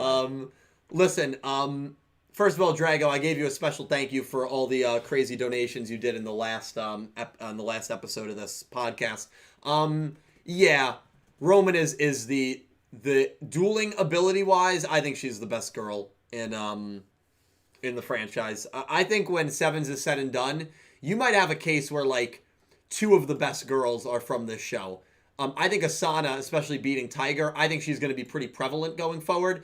I think she's also got a shot at being viewed in that caliber of an Aki, Yuzu, and maybe even above. Again, the bar was very low. The bar was... I'm not like, yeah, you can already make that call. The bar was so low. So, for me, I have no problem saying that. I have no problem with people saying that. I'm going to assume it's this. Okay, we found the trumpet song. Is it that, Shiose? I don't think it's a girl singer. That's what she sent me. That's what came up on Spotify when I searched it. It's the same language. The old language barriers. She said no, but that is exactly what came up though. So I can't do much better than that. Wrong. You're wrong. Wrong. So actually, DM Pete a link. Yeah, you can do that on Twitter. Yeah, DM Pete the link. DM Pete the link. All right. While we get that link, we're going to play the trumpet song. But again, ending 2 is coming. Yes. And it's going to be big. And we should have expected that with the opening change. Gakuting. There he is. Drago, thank you again for the donation, man. What do you make of it? Honestly, I sent that to you and Nick T. And Nick T did like a triple take and was like, wait, is that Gakuto? Yeah. This is how Gakuto is going to be looking in his duel against Nail. I hate it. Oh, what do you honestly think of it? I'm honestly not a fan at all. It's really weird. And it's not, it just, is it wrong for me to say that it kind of feels a little cultural appropriation? Well, the dreadlocks, right? Yeah, it doesn't feel right. It doesn't feel right. So out of left field in terms of a story perspective. Like, so in that, in that preview shot we get at the end of the episode where he's like taking off his normal outfit, this is what he's gonna be wearing underneath. Where do the dreads come out of this? It's just it's one of those hats with the dreads attached to it. I mean, how? Like it just, I don't know. I'm not a big fan. No, I don't love it either. I mean, not a big fan. How is Nail gonna react to it? I don't think he even cares, right? Like he's so matter of fact of like whatever. It's probably his providence, not his providence. Who knows? Here's the song. Okay, this is the song. We got the song. Ooh, love those guitars. Did she say we're getting copyright strikes? You just sent it, then we figure it out. There you go. Thank you to Spotify. See you looking. Yeah, this actually has a little bit of a different vibe than the first one. Definitely. This song reminds me of the band that did Boy for Brains Ending 3. Do you remember that song? Yes. Actually, no, never mind. It doesn't.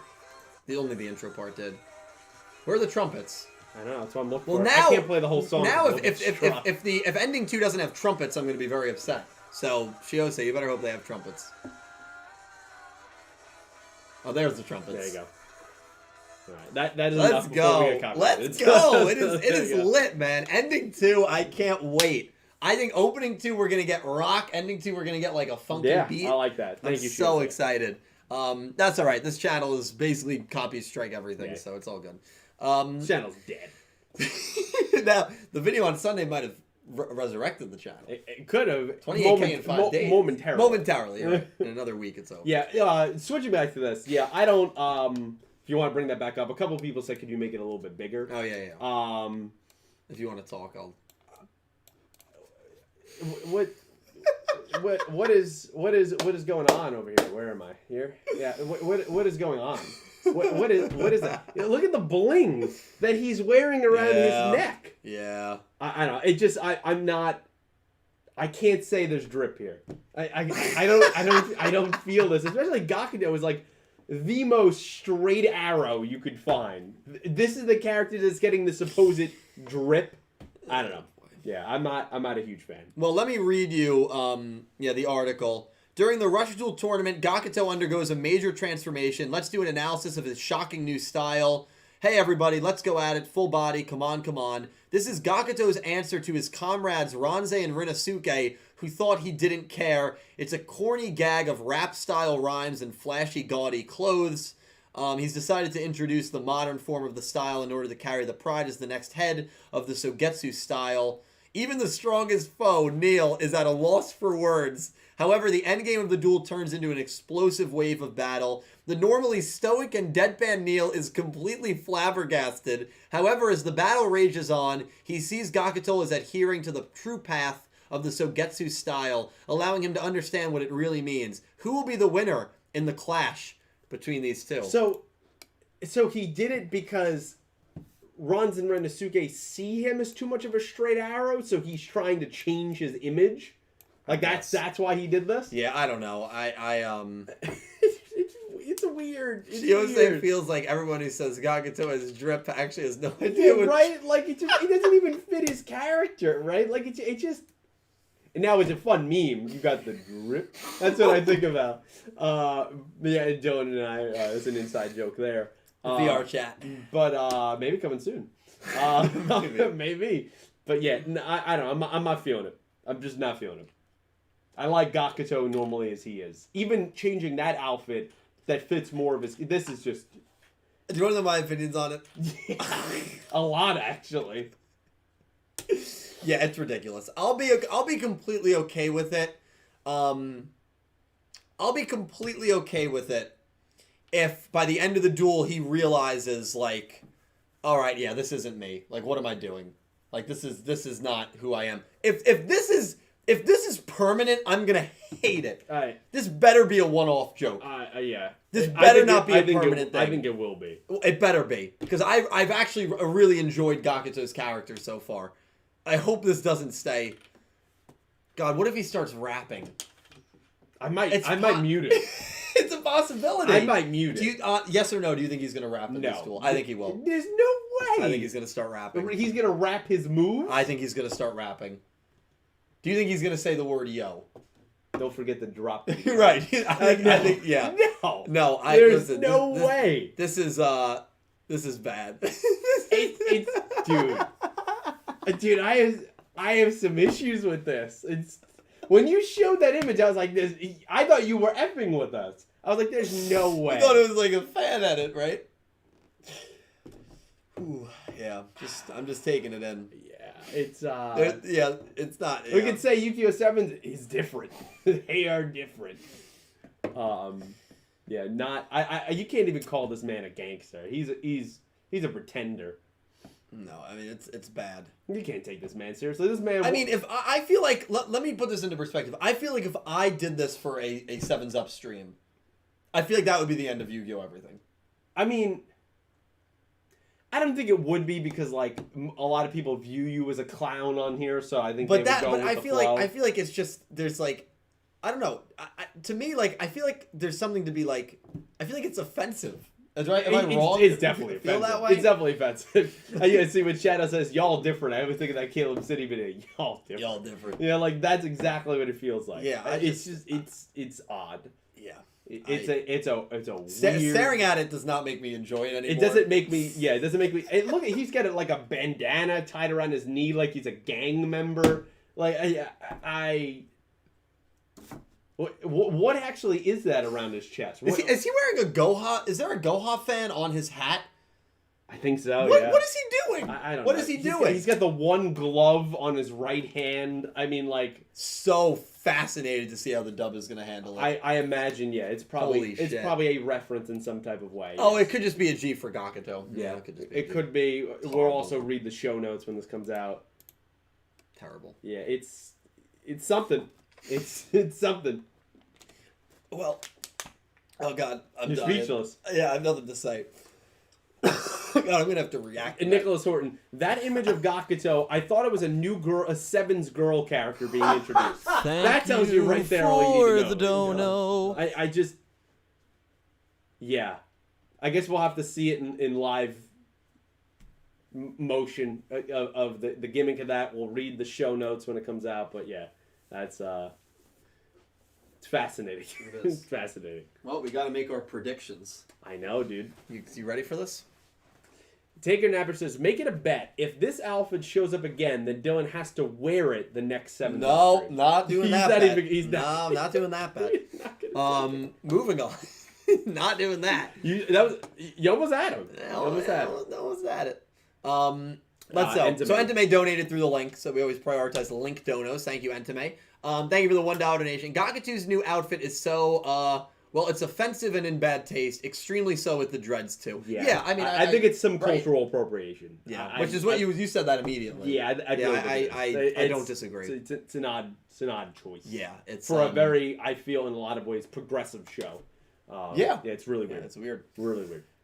But I am repping Gakuto because I love the core 4 and the quick switch out. The quick switch out. Best boy Gakuto. You can get these shirts, merch shop down below.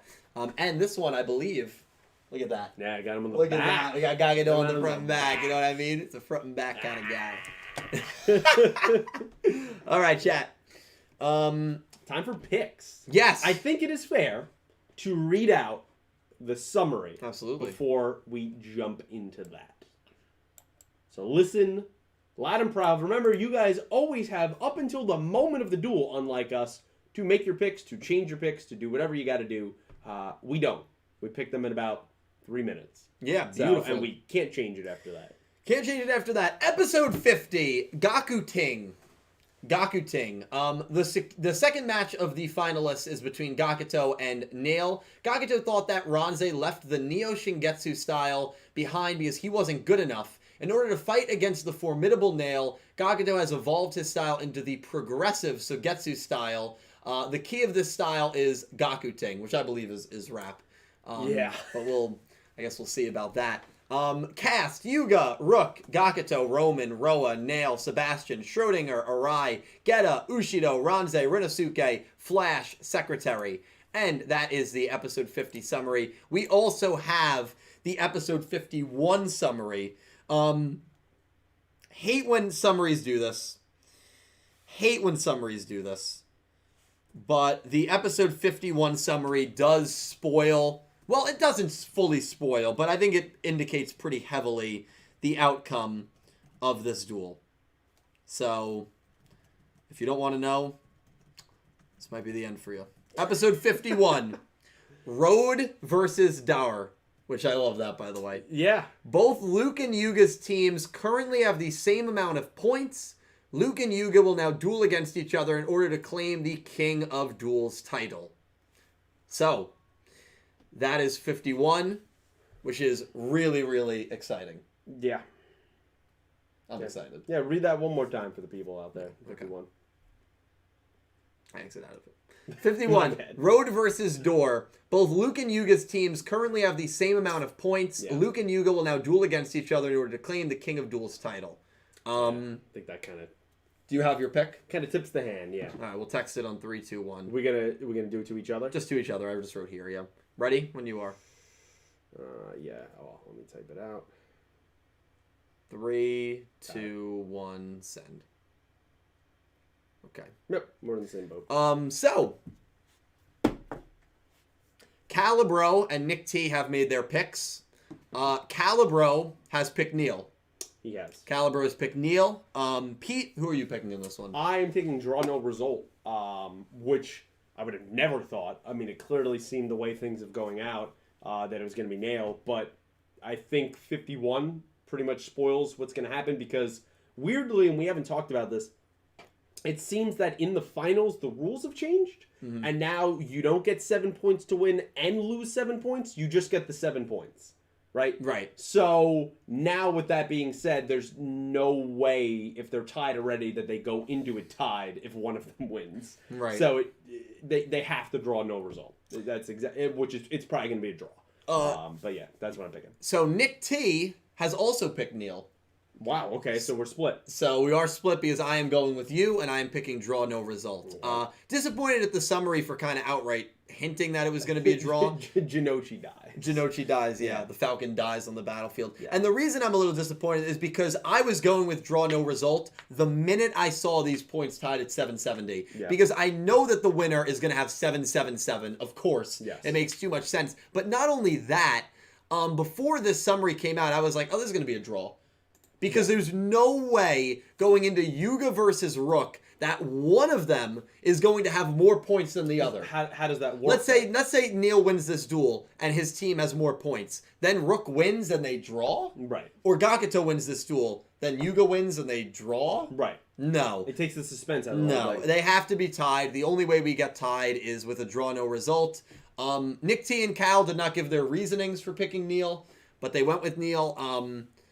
If the points weren't a thing and it was a traditional 2v3, it's an obvious Neil pick, right? Because Roa lost. Yeah.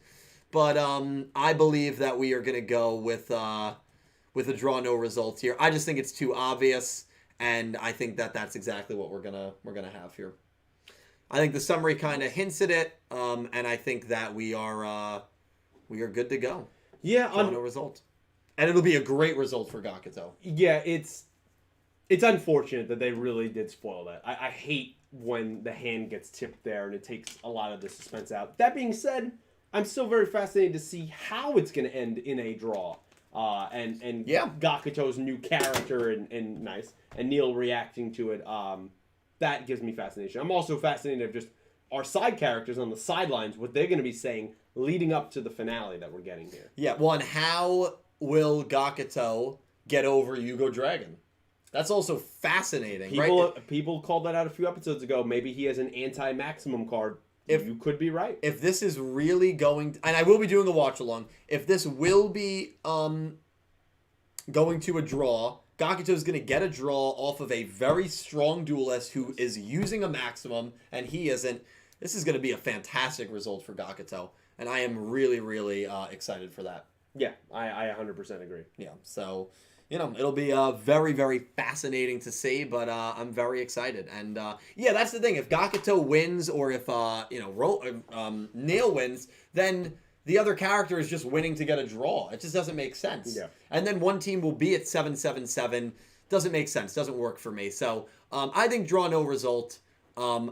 This is one of the easier ones, I think, but We knew that this second duel, we didn't know how exactly it was going to play out, but we knew it was going to be the easy pick. And it's funny because we thought it would be the easy pick picking the opposite. Right. I'd love to know Nick T and Cal's reasoning for picking Neil. Yes. I don't think they've watched the episode yet. So that does hinder them, which is unfortunate in one way, but we got a show to do. Yeah. So, Yeah. you know. Well, I sent the episode Wednesday night. Yeah, So. I get it.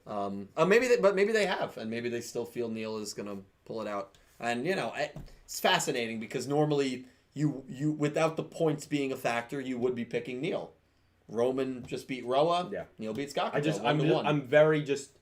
Are they going to have an explanation of why the rules have seemingly changed? Yeah, does anyone else notice that the rules changed? Remember, it used to be that the losing team would lose 7 points as well. Did they ever announce that they were changing that for these final three? I guess it's one of those things where, like, when you do a playoffs or a final, in this case, that things are just outright win-loss, that like those things change. That does happen in sports, in competition. Yeah. Maybe that's just the same case. It's simple as that. But it would have been nice to just a one-off line just saying that, you know what I mean? I agree. Well, fascinating stuff. And make sure you get your picks in. ! Pick'em, P-I-C-K-E-M.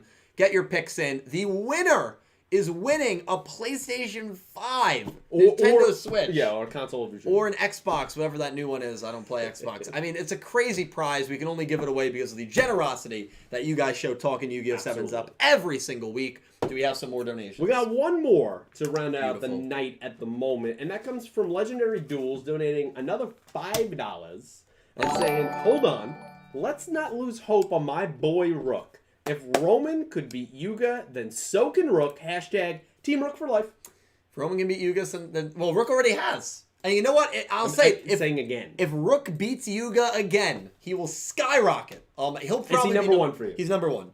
Okay. If he beats Yuga again, he's number one. Because then I can say, okay, it wasn't a one-off, it wasn't a fluke. Yes. If he loses to Yuga, might be out of my top 5. Wow. Okay. Yeah, we're just going to go over that. 2 more shout-outs. Nick Schoner, who I believe I said goodnight to earlier, so he is not here. He joined Cypher Red as a member. Thank you, Nick. Drago77 Blue also did it. Thank you, Nick. So we had and Drago. We had a 3 in a row there becoming members. So thank you guys. And Phantom Vaporeon, which I think we already shouted out. Yes, So thank you guys. Thank you so much. And I'm just kidding. Rook wouldn't fall that low for me. He'd still definitely be in the top 5. If he did, I'm starting Yu-Gi-Oh! Nothing, absolutely. Yu-Gi-Oh! Nothing! I can't wait for that channel. Oh my god. Actually, someone already started Yu-Gi-Oh! Nothing. Probably Yeah. Several people at this point. Yeah, several people. Chat, we got something hot cooking up tomorrow. Ooh. Cook it up. Cook it up. Promo yourself. Shameless plug coming at you. That's what I like to. Tomorrow, a rant on the moment that Yuzu's character died. If you did a voiceover, please, I wish you did that. Oh, that would have been great. Thumbnail is straight fire. Shout out to God, these my thumbnails are good. Yeah, well, the user who makes them for me, He's such a cool fantastic. dude, and the thumbnails are amazing. Yeah, we got that rant coming out tomorrow. Love the thumbnail. And just about Yuzu's character in general, what happened to her after this duel with Yuri, if you want to even call it a duel. But that'll be exciting. That'll be a fun video tomorrow. And yeah, thank you guys for all the support on the ranking every protagonist loss video. 28K in 5 days. That is ridiculous. And thank you for all the support tonight. This was kind of a weird stream because we were unexpected on Friday viewership. So thank you guys once again. Viewership was insane. Pete, as always, thank you for your amazing help, dude. You're amazing and you're an intricate part of the team. So thank you, dude. I appreciate that. One Promo more your stuff. dono coming in just before that. Electric Kevin donated another $5 Aussie. Thank you, Kevin. The Pokemon episode with Gary Oak last night was awesome. Won't spoil, but give it a watch. It was overloaded with many nostalgia and fan service moments. Yeah, I gotta watch it. The thing with me is I don't know if I've seen enough Pokemon to get the full impact of like the nostalgia moments. Yeah, I mean but that would I'm be sure I probably would. so many episodes to go back to the old to get to this. If I had more free time, I'd absolutely do it. Yeah, because it's unfortunately, a fun show. and I saw you say it, I think on a stream or something recently. I actually had more free time in college than I do now. Yeah, me too. I just don't have that time anymore. Yeah, but Kevin, maybe I'll watch. Well, I should watch that series. You know, because you can watch that series. At least you have way more experience and nostalgia with Pokemon than I would. Right. So your introduction was with Go. Yeah, it could still work for you. Yeah. So I still might check it out. But Kevin, thank you for the donation, man, and I'll definitely check it out. Cool that Gary Oak's back. That's awesome. Very cool. Yeah, I run a channel, YouTube Clueless Gamers. Just before we went live, about a half hour before, the Eternals, Marvel's Eternals trailer reaction that myself and Dylan and Nick T did the other day is now live right now. So if you go over to Clueless Gamers, you type that in, you'll see our faces, our beautiful faces there in the profile pic, so you know it is us. You can check that out. I would greatly appreciate it. Right after this, Dylan and I are going to film the first episode of Invincible. So sometime middle of next week, that episode will be out, edited, and live on the channel, probably by the time we do Sevens Up next time. So if you're interested in that, please check that out. In a couple weeks, we also have Loki on Disney Plus also starting. So we are, of course, going to be reacting to that. It'll be our third show on the channel for Disney Plus and Marvel that we are reacting to. So please stay tuned for that. And for any updates on that, general life stuff, me ranting about my sports teams, check me out on Twitter at PVergara21. Absolutely. Clueless Gamers, follow them. Yes, one more donation. Megan then donated $5. Thank you, Meg. Megan, thank you so much. I just said, saying you guys are iconic. You guys have never ceased to amaze me. Keep doing that. You guys keep what you guys are doing. I appreciate that, Meg. Thank you very much. Meg, that is super sweet. Thank you so much. Some of you guys might remember Meg. Actually, if you remember Meg, then you're really an OG. Then you're an OG. That was the Vrains era. That was Meg has made a few appearances on the channel. Meg is a super awesome person. Thank you so much for the donation, Meg, and for the support. You're great. And yeah, happy to have you come by, and we'll definitely be catching up soon. Anything else to go over? No, thank you, dear. I appreciate that. Yes, thank you, Megan, and thank you to everyone who came by. You guys rock, especially because this was a weird night. Impromptu Friday night. It's 1:57 in the morning. Well, I never would have been able to do it without you, so thank you so much, dude. And never would have been able to do it without all of you guys in the chat. Everyone who donated, you guys are amazing. Thank you all so much to everyone who watched. You guys are also amazing. Thank you so much. Thank you for making Yu-Gi-Oh! Sevens Up the most viewed Yu-Gi-Oh! Sevens podcast in the world. The only Yu-Gi-Oh! Sevens podcast in the world. Number one. I don't mention that. Number one. That's all that matters. You guys are amazing. Have an amazing Memorial Day weekend if you live in the States. Otherwise, I just hope you have a great weekend. Thank you all so much for your amazing support. And I hope you have an amazing day. Take care, guys. Thank you.